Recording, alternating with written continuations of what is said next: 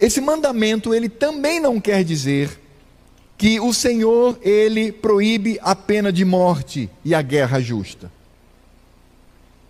Irmãos, a pena de morte é um princípio do Senhor Deus. É um princípio claro. E o princípio da pena de morte não está apenas no Velho Testamento, mas nós encontramos o princípio da pena de morte sendo uma atitude de Deus junto à sociedade no Novo Testamento.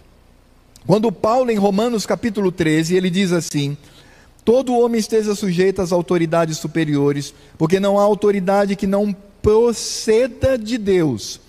E as autoridades que existem foram por ele, Deus, instituídas. De modo que aquele que se opõe à autoridade resiste à ordenação de Deus.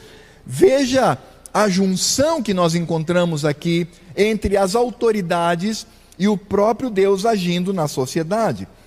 E ele continua dizendo: porque os magistrados ou os governadores não são para temor quando se faz o bem, e sim quando se faz o mal. Queres tu não temer a autoridade, faze o bem e terás o louvor dela, visto que a autoridade é ministro de Deus para o teu bem. Entretanto, se fizeres o mal, teme, porque não é sem motivo que ela traz a espada. Ou seja, aqui é pena de morte. Não é à toa que as autoridades matam os bandidos, pois é ministro de Deus, vingador, para castigar o que pratica o mal. Ora, Paulo está escrevendo isso em que contexto? De Israel? Não, ele está escrevendo no contexto de um governo gentio, que é o Império Romano. Por isso, essa história de ser contra a pena de morte é ser contra o Evangelho. Ponto. E não há o que dizer.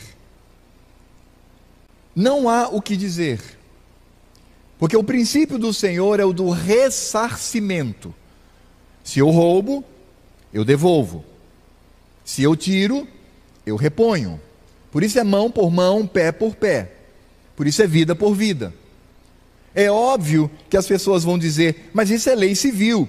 E ela, obviamente, ela se encerra em Cristo. Há uma certa verdade nisto. De fato, como lei civil para Israel, ela não existe mais. Mas Paulo, inspirado pelo Espírito Santo, diz: vejam, se encerra em Cristo, mas o princípio de vida por vida continua, mesmo num governo pagão. Por isso nós não somos pacifistas. Infelizmente, muitos crentes, ingenuamente, reproduzem este tipo de discurso: eu sou contra a pena de morte. Por quê? Por que você é contra a pena de morte? Por que você é contra o Estado, com justiça, tirar a vida de alguém que brutalmente assassinou outra pessoa inocente? Por que somos contra? Por isso, esse mandamento não significa dizer isto, como também não se aplica a uma guerra justa.